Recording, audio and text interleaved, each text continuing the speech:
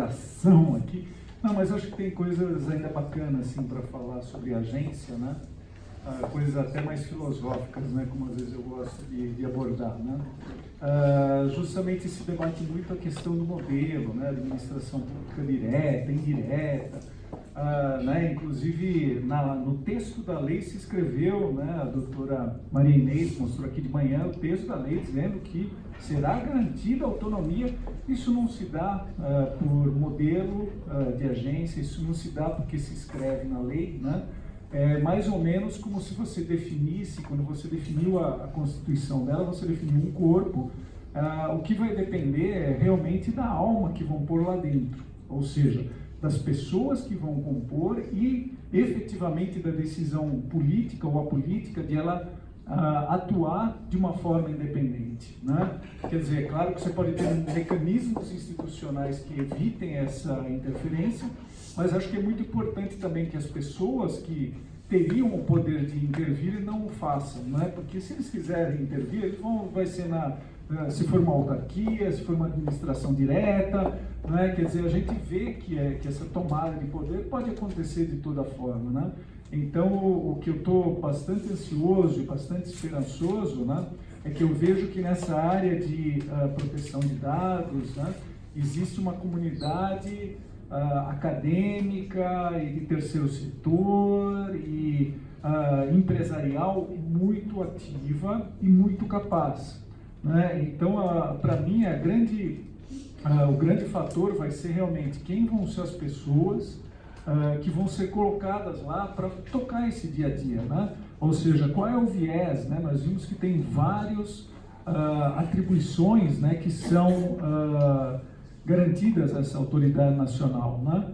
Mas realmente, na hora que a pessoa entrar lá, é que a gente vai entender se isso vai ser uma autoridade que vai procurar educar o mercado ou se vai ser simplesmente uma autoridade que vai sair usando seu poder de polícia e punindo, né? Conforme a gente pôde hoje, acho que ter uma percepção um pouco melhor disso, é que essa autoridade tem que começar educando, né? Ou seja, não faz o menor sentido, né, em ela sair punindo, porque realmente ela tem que ajudar, né, a questão cultural. E essa questão que foi colocada também nas perguntas aqui de manhã, né, essa questão cultural depende não depende só da agência, ela é importante, mas depende de nós como operadores do direito, depende de nós como cidadãos, exigirmos o tratamento adequado, né? Então é a partir efetivamente do posicionamento das pessoas, da academia, do terceiro setor em relação ao que ele espera da agência, é que ela da autoridade, perdão, é que ela efetivamente vai poder se mostrar boa ou não tão boa, ou até mesmo ruim, né? Eu sou um cara muito esperançoso, né? Então eu realmente espero que ela tenha esse viés de ser um órgão que vai poder harmonizar os vários interesses, ajudar a acomodar, né? Eu acho que a gente teve um exemplo, como eu falei, a gente tem profissionais de todas as áreas e acadêmicos muito bons nesse setor, e a gente pode ver isso atuando durante todo o processo de construção dessa lei, né? Quer dizer, você pega desde o projeto de lei 4060, o 5276, o PLS 330, até o PL 53, até virar a lei, né? A gente viu grupos de empresas, né, representantes de empresas sentar com grupos do terceiro setor e da academia e efetivamente discutir o que era melhor. Então, apesar né, de muitos falar, é muito inspirado no modelo, né, nós somos um modelo muito mais europeu do que americano ou chinês, por exemplo, mas realmente teve muito do tempero, teve muito da ideia, da cabeça e da alma do brasileiro nessa lei, né? Eu acho que justamente a grande questão aqui vai ser a agência natural, a autoridade nacional refletir, né, ser uma continuidade desse processo legislativo que nos deu, entre aspas, né, que conquistamos, né, que nos permitiram conquistar essa lei. Então, acho que a autoridade ela vai ter vários desafios. mas acho que vai depender muito, né, de todos os grupos que ajudaram na formação da lei continuarem atuantes, continuarem vigilantes e permear a autoridade nacional do mesmo espírito que houve para construir essa lei, que realmente é uma lei diferenciada, uma lei que quer mudar a cultura, que quer mudar a forma dos dados pessoais serem vistos e encarados pela sociedade brasileira, seja o cidadão, o empresariado, né, muito mais. Então, acho que eram essas aí as minhas considerações, doutora Viviane. Obrigada, doutor Paulo, obrigada, Gisela. Estão ouvindo? Dado o avançado da hora, eu queria fazer só uma mudança. A gente abrir para perguntas para o público e convidar o professor Edson e o professor João Pérez para sentar aqui na mesa. Perfeito. E a gente abre para as perguntas, tá, que vocês tiverem. Mônica, você passa o microfone? Alguém tem pergunta? Só um minutinho. O Capozzi já gastou a pergunta dele, não pode. É só uma observação muito rápida acerca, aliás, das pertinentes palavras do Dr. Paulo. Sim, nós temos que refletir, a sociedade há de participar, porque todos participam. Essas são questões políticas que assim são resolvidas. Por exemplo, o veto à revisão obrigatória por pessoa natural se deu segundo o próprio veto, porque prejudicaria modelos de negócios baseados nesse tipo de programação, vale dizer, análise de risco de crédito, planos de saúde, seguradoras, startups. Então, obviamente, são setores importantes da sociedade que foram ouvidos e, portanto, é imprescindível que todos nós sejamos ouvidos, toda a sociedade. Para isso, a sociedade há de ser esclarecida, há de refletir sobre essas questões. Então, de fato, espero que essa participação seja maciça, não é? É o que todos nós queremos, para que, afinal, guardadas as proporções, respeitados, enfim, os vieses econômicos que são perfeitamente defensáveis, nenhuma questão quanto a isso, mas todos nós precisamos ser ouvidos. E para sermos ouvidos, precisamos refletir e nos colocarmos, nos posicionarmos a esse respeito. Obrigada, doutora. Excelentes pontos. Temos perguntas? Boa tarde, meu nome é Dias. Aqui foi dito que a lei ela haverá sanções, na verdade, por cada incidente, no caso, né? Como que isso vai ser definido? Por exemplo, ocorreu um vazamento uma figura de um hacker, por exemplo, ele vai roubar dados de uma determinada empresa e ela vai, por exemplo, vazar esses dados. Cada um desses é considerado um incidente ou não?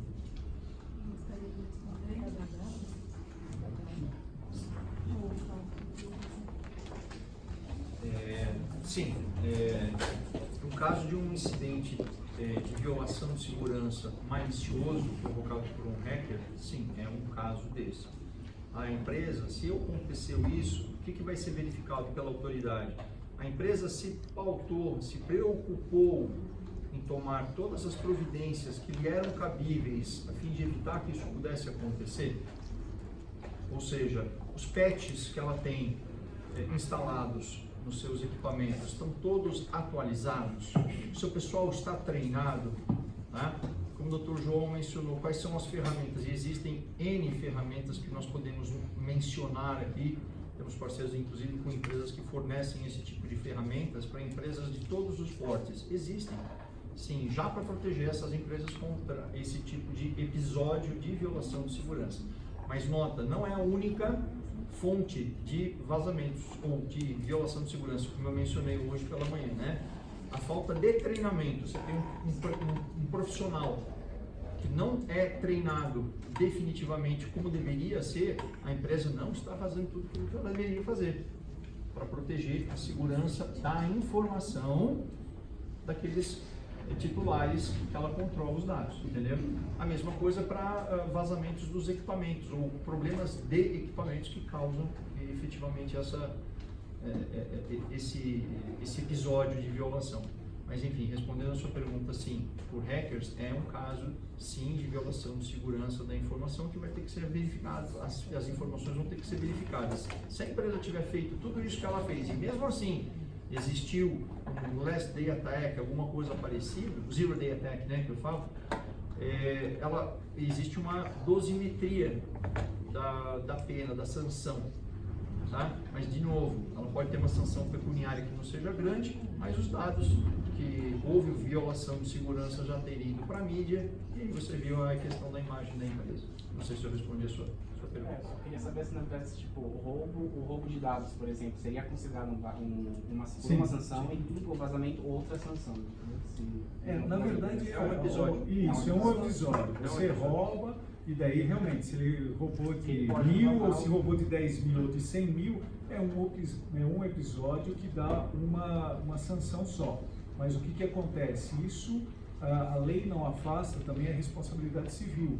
Então, se esse vazamento causou dano para você, para a tua imagem, ou que seja vazou um dado médico que causou prejuízo, você também pode fazer uma ação de danos moral, aí cada uma das pessoas, aí não depende de autoridade nacional ou de efetivamente uma punição, né, administrativa, mas uma punição civil, né? Quer dizer, você pode ir atrás, cada uma das pessoas pode ir atrás e pleitear uma indenização por danos morais ou até materiais, dependendo do que, por exemplo, um caso de roubo um caso de roubo de identidade, onde se passam por você, obtém um cartão de crédito e fazem despesas, tal, isso daí te dá um dano material, além do dano moral, né? Então tudo isso é ressarcível através de um processo judicial. Apesar de gerar um incidente, né, nós temos aí uma série de pessoas naturais que possivelmente iriam ser ofendidas com esse vazamento. No âmbito administrativo, a autoridade tem uma previsão no artigo 55, onde tem as competências, tem os parágrafos. Quando eu falei hoje pela manhã na forma de atuação da autoridade nacional, nós temos a previsão que eu falei informalmente, de julgamento em lote. Ela vai poder avaliar todas as reclamações e avaliar as medidas a serem tomadas de uma forma única, tá? Para não ter que individualizar, mas isso no âmbito administrativo, ainda não falando como o Dr. Paulo falou a respeito da esfera judicial. Tá? Obrigada. Mais alguma pergunta? Boa tarde. Levando em consideração a Lei de Acesso à Informação, que é a 12.527, a coleta de dados de pessoas jurídicas, vamos dizer, num site de um órgão público, tá? Então, Anvisa, que normalmente tem lá o nome da empresa, tem o nome do representante legal e tem o e-mail do representante legal. A coleta desses dados automatizados entra na Lei Geral de Proteção de Dados? Na verdade, eu tinha duas perguntas, uma de condomínio que o senhor já respondeu. E essa coleta, porque a lei de acesso à informação permite a coleta automatizada, mas aí entraria pelo fato de estar nas informações o nome do representante legal da empresa e o e-mail dele. Bem, eu vou me arvorar, não sendo advogado, eu vou responder, tá certo? Depois os advogados vão validar sobre isso. Minha resposta, sim, porque a lei de proteção de dados diz do quê? Tratamento de dados pessoais. O e-mail, desse que está aí, é um e-mail pessoal? É um e-mail, é um dado pessoal? Sim. Então entra na lei.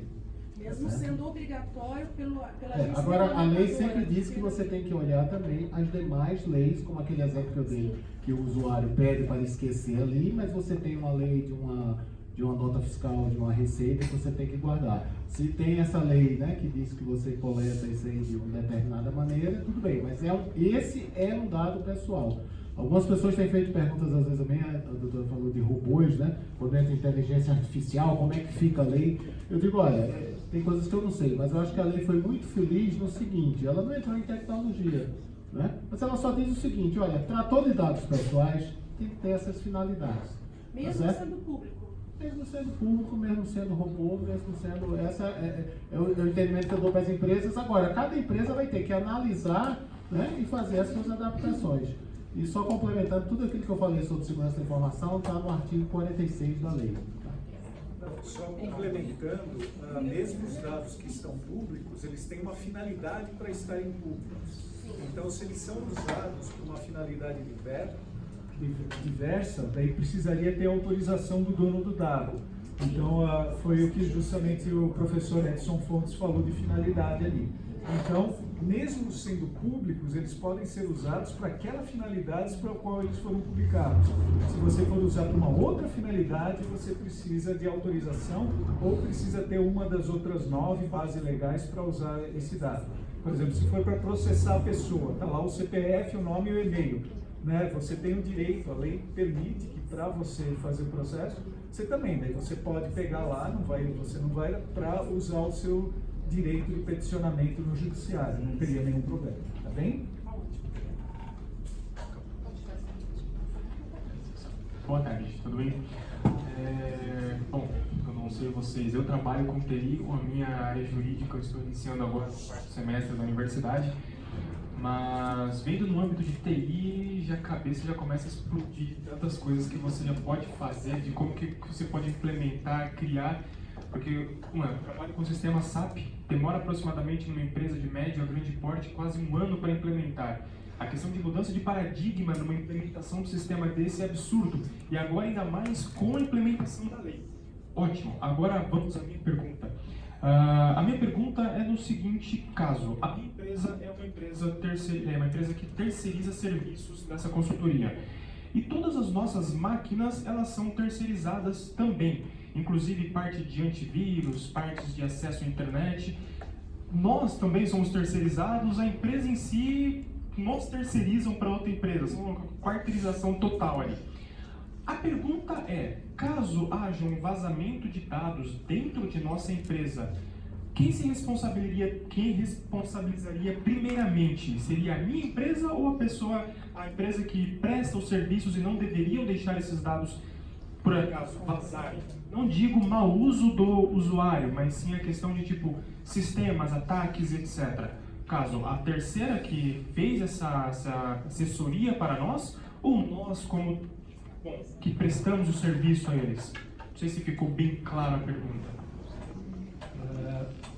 Sim, posso. Alguém mais quer responder aqui? Posso? Não? Pode deixar comigo a batata?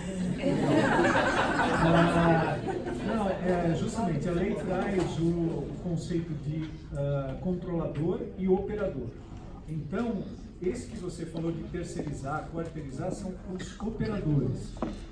Quem efetivamente tem a relação com o titular é o controlador. Então, a responsabilidade primária sobre aqueles dados é o do controlador, porque ele tem que pedir autorização, ou tem que ter a base legal, ou tem que ter vamos dizer, a conformidade com a lei para poder obter e tratar o seu dado. Tá? Então, o controlador sempre.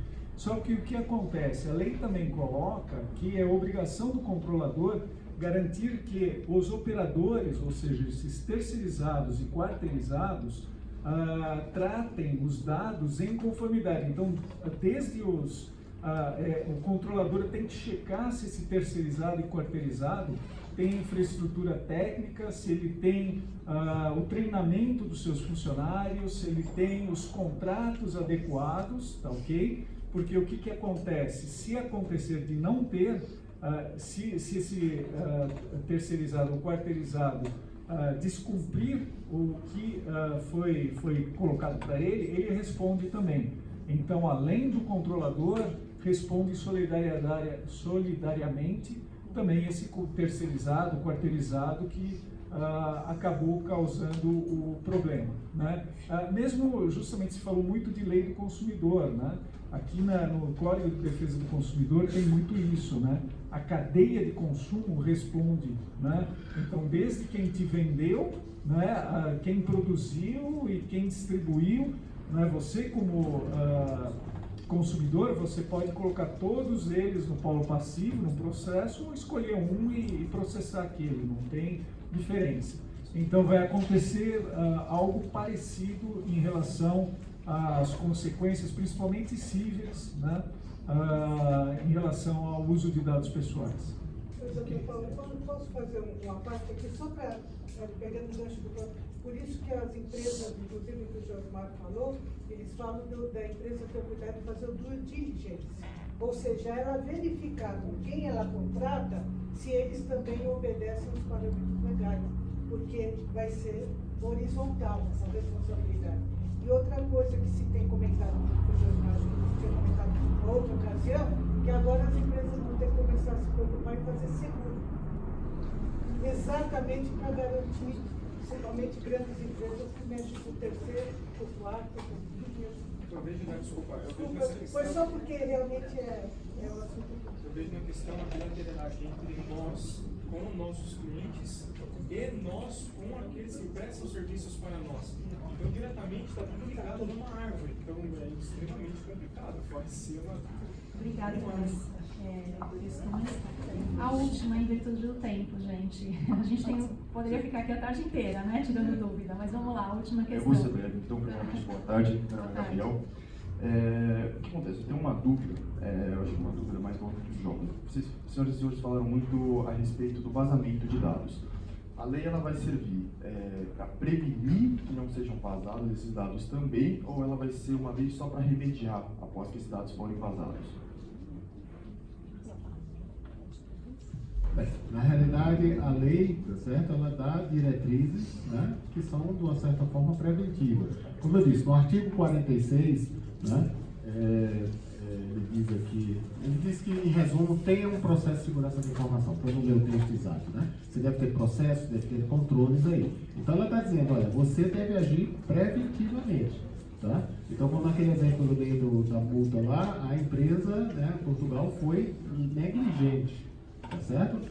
Se hoje, imagine uma empresa de qualquer tamanho, se não for uma pessoa, você grava os dados dos funcionários no pendrive, esse pendrive perde, é achado, e aí diz, puxa, você não criptografou? Não, cara, não dá. Não dá para uma empresa, eu duvido, vai ter bons advogados aqui tentando defender a empresa, mas vai ser difícil chegar para o juiz e dizer, não, a gente não criptografou porque sabe como é, veja bem. Não dá. É a coisa mais, hoje tem técnica, hoje é barato, né? Hoje é acessível, tá certo? Então, assim, a lei está dizendo preventivamente, ela deu uma orientação, por exemplo, no caso de segurança da informação. E aí eu acho que ela tem também um lado, se você não cumprir, ela tem a penalização.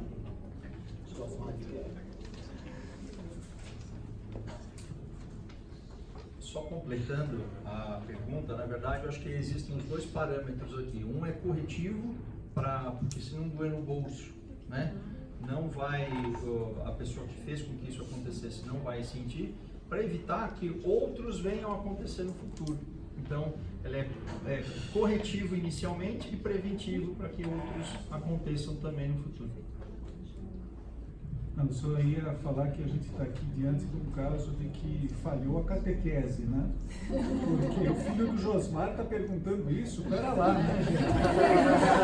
Já devia estar sabendo de trás para frente, já devia ter decorado a lei. Vocês vão entender o porquê dessa pergunta. Por que eu falei que ela tinha um público mais jovem? Porque hoje, vamos supor, qualquer casa de show que você vai acessar, aqui, principalmente em São Paulo,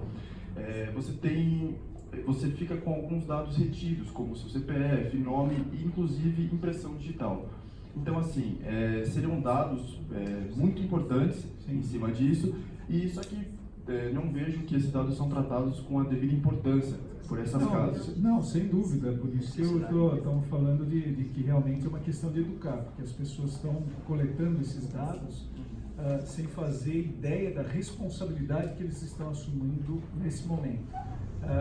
Com certeza isso daí, depois que a lei entrar em vigor, porque esse tipo de casa de show, bar, ele não vai entrar na primeira onda, né? Mas com certeza ele vai ser alvo num segundo momento, né?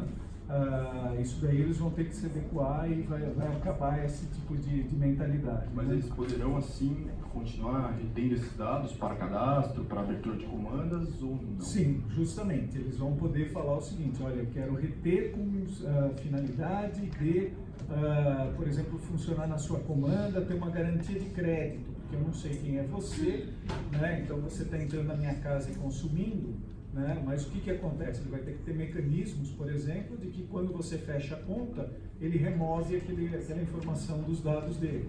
Né? Então, porque acabou o tratamento. Se a finalidade for essa, Agora ele fala, não, você tem esse cartão, eu estou te oferecendo um programa de relacionamento, você aceita e você deixa os dados aqui conosco. Está vendo a sutileza, né? Quer dizer, se você criar, por exemplo, um programa de relacionamento, você vai ter uma finalidade que justifique reter esses dados lá. Se você não tiver o programa de relacionamento, teoricamente, quando você fecha a conta no bar, né, ele teria que remover esses dados, porque a finalidade foi só para controlar o seu crédito e o seu consumo naquela noite. Ok? Obrigado. Dois pontos aqui. Eu acho que uma vez observado aquele cronograma que o Dr. Josmar colocou, havendo a coleta, a informação que é a coleta, o tratamento e o descarte, eu acho que havendo essa informação, eu acho que qualquer tratamento, qualquer órgão, eu posso dizer assim, qualquer entidade poderá utilizar, mesmo as casas de show, como o Dr. Paulo falou. Mas minha observação aqui mais, que eu acho que seria mais contextualizar, eu falei na parte da manhã a questão da conscientização antes da lei e a lei antes da conscientização, né? Então a gente falou de duas questões aqui que são muito relacionadas também com o direito do consumidor. As penalidades quando se busca uma reparação de danos em caso do Código de Defesa do Consumidor, a gente fala do caráter punitivo e educativo. Então a gente volta então para a questão de que sim, a lei ela tem um caráter punitivo e educativo também, tá bom? Já tem norma agora, né? Última consideração, e já existem inclusive normas, normas internacionais para certificação ISO, em relação à proteção de dados. A questão de 1 ou 2 semanas atrás foi veiculado fartamente, verifiquem, tá? Antes de saírem, que tipo de certificação eu vou ter? Já existe uma internacional, é essa que deve ser seguida. Muito bom. A gente está encerrando, mas é só o começo. É um primeiro encontro nosso. Nós agradecemos a presença de todos, dos nossos visitantes, doutora Leila, doutor Edson, doutor João, ao público, né? O pessoal ficou firme, que realmente é um assunto bem interessante, né? Eu digo que é só o começo porque tem muita coisa em aberto, né? Que só a autoridade aí que vai estar resolvendo, então tem outras oportunidades de a gente estar conversando também. Agora eu peço para o Dr. Paulo entregar os certificados para os nossos convidados e nós temos um sorteio de 4 brindes, tá? E o sorteio, como a comissão é de direito digital, o sorteio será digital, certo? Tudo funcionando? Tá aí? tudo. Tudo funcionando? E o certificado? Vou pedir para o Dr. Paulo fazer a entrega e daqui a pouco eu explico como vai ser o sorteio, tá? Obrigada. Quero então aqui a desembargadora Leila Tchaichuk agradecer pela vinda e deixar aqui o nosso certificado. Muito obrigado.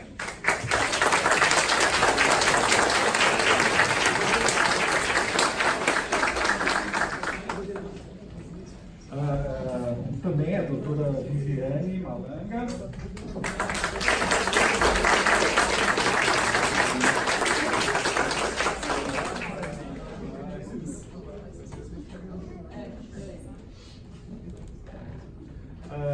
Professor João Pérez.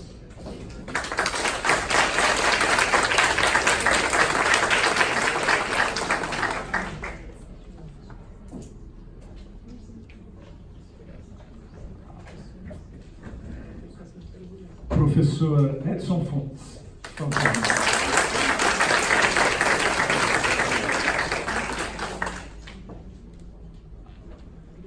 E agora eu deixo você entregar o último e mais importante.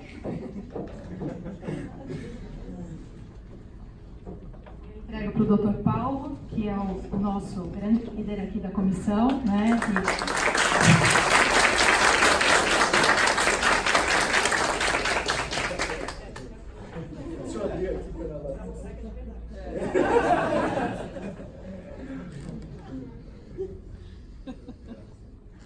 Muito obrigada a todos.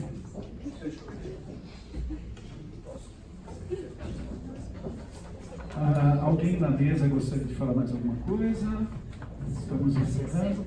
Não, eu justamente queria agradecer muito a todos da comissão, ou seja, esse trabalho que vocês viram hoje aqui foi resultado de um grupo de estudos, onde viemos aqui durante 9, 10 semanas, nos reunimos. Nós procuramos dar muita oportunidade a pessoas da casa que não tinham um histórico, né, de fazer apresentações, de se apresentar em público. Então eu sei que a gente lançou um grande desafio, né, para muitos dos colegas que abraçaram. Eu acho isso muito importante dentro dos trabalhos da seccional, da OAB, justamente propiciar essa oportunidade aos colegas, e eu agradeço muito a eles porque eles abraçaram, né? E realmente tornaram esse evento hoje possível, né? E é claro que nós também agradecer também aqui, a gente tem grandes nomes aqui também do direito, né? Como a desembargadora e da área de tecnologia, grandes mestres, né? Como o professor João Pérez, o professor Edson Fontes, né? A gente procurou nesse evento trazer tudo isso. Então eu queria agradecer muito a eles pelo esforço, por terem vindo aqui no sábado e se dedicado aqui a fazer isso. Eu queria de uma forma muito especial agradecer a nossa diretora adjunta, a doutora Viviane Malanga. Eu queria que vocês, por favor, dessem uma salva de palmas para ela.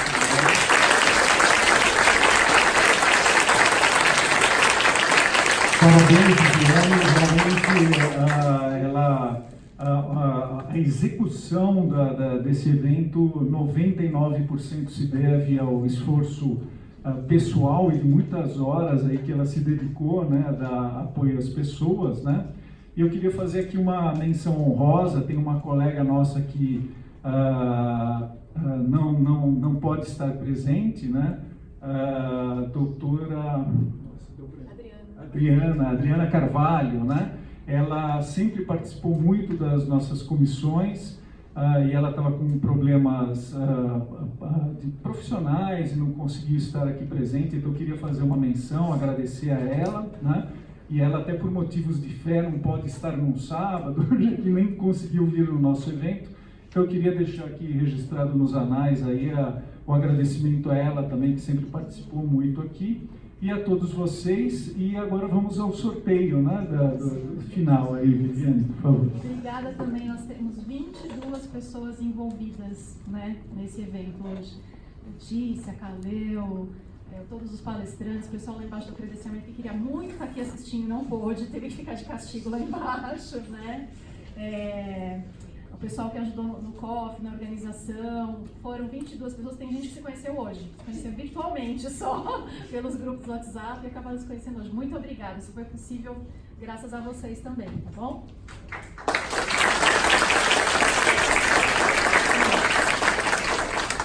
Nós temos 4 itens para sorteio, né? O primeiro é um livro que foi doado pela CAASP. Como que será esse sorteio? Vocês assinaram uma lista lá embaixo, né, no credenciamento. Essa lista é importante para emissão do certificado. Acho que todo mundo explicou que daqui a 30 dias ele vai estar disponível no site. Vocês vão receber um e-mail. Por isso a importância de confirmar o e-mail, tá? Nós colocamos um número ao lado do nome de vocês e tem uma planilha Excel que vai ser... Você quer explicar? Não, é um sistema do Google de sorteio. Então, cada pessoa, não sei se vocês viram, quando vocês assinaram o nome na lista, e tem o número do lado. Daí ele vai gerar um número aqui pelo Google, que é um aplicativo do Google, né? Ele vai gerar um número e a gente vai checar com quem é a pessoa. Se a pessoa não tiver, vai para o próximo número até que a pessoa esteja presente. Só quem está presente, tá? Esse algoritmo não está viciado. Só para constar, ninguém da comissão está participando. Estão super chateados. Nossa, protestaram. Mas não estão na lista. A gente fez uma lista à parte, tá bom? Vamos lá para o primeiro sorteio. 142. Moisés. Assinou. Moisés Nevo. Aí.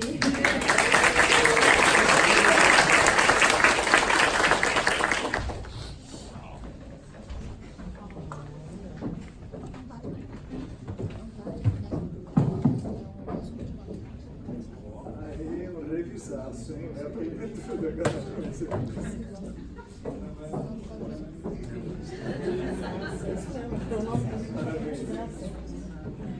Vamos para o segundo, então. O segundo prêmio que nós vamos sortear é de um dos nossos patrocinadores, Estúdio de Beleza Sweet Nails, que fica na rua Santa Cruz, 500 metros aqui da OAB, tá? Não? Vamos para o próximo, então. Ah, e o prêmio é um estúdio de beleza para homens e mulheres, que é um corte de cabelo, tá?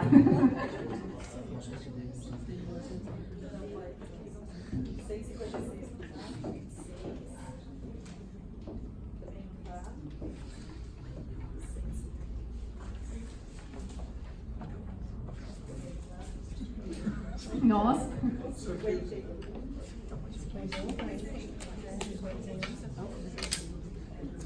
É uma boa ideia.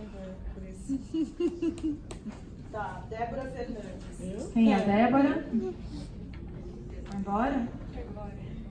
Vai embora? Vamos pro próximo, então. Não é uma boa ideia. Não foi uma boa ideia. Jefferson Pereira dos Anjos. Jefferson.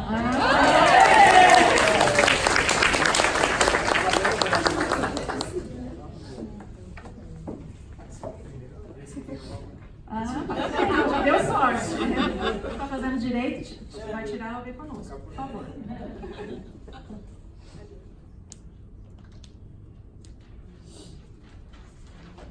E agora o prêmio mais aguardado de todos, o livro do professor Edson. Depois ele vai autografar. A sexta por último. Não, mas aguardado. Até eu estou de olho nesse livro aqui. Falei, não, tem que sortear, não posso ficar com ele. Moisés Neto. Não, Moisés já foi, né? Tem que cortar. Foi tudo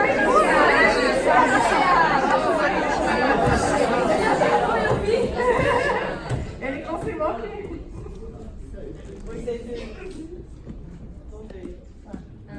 Caleu aquele, caleu.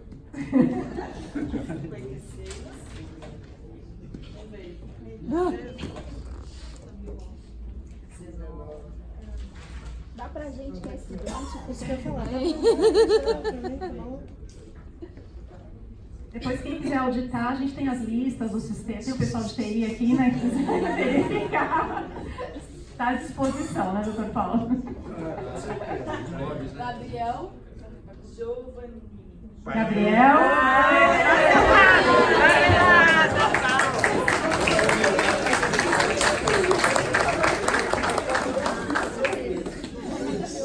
Vai começando a... Que área que você é? Tecnologia ou direito? Ou tá, você vai... A gente conversa depois. Ah, é? Professor, autografar, por favor, tá bom? E por, o nosso último, a cesta que gentilmente foi cedida pela Cacau Show, a loja ali do Shopping Santa Cruz, que estava com o quiosque aqui, colaborou muito com a gente. Vamos lá, cruzem os dedos.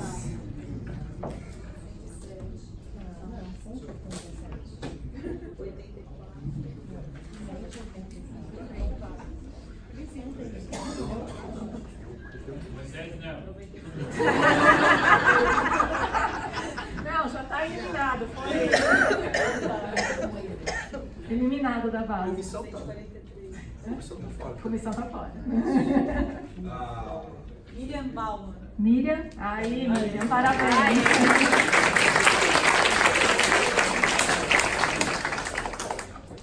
Muito ele.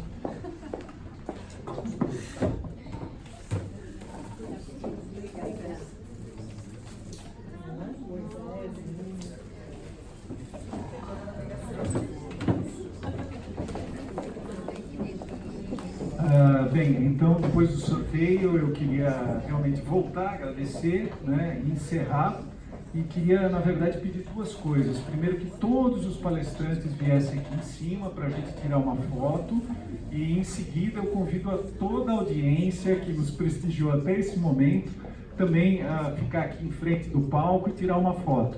Então, por favor, todos os palestrantes, acho que a gente ficar aqui na frente, né, e ficamos bonitos na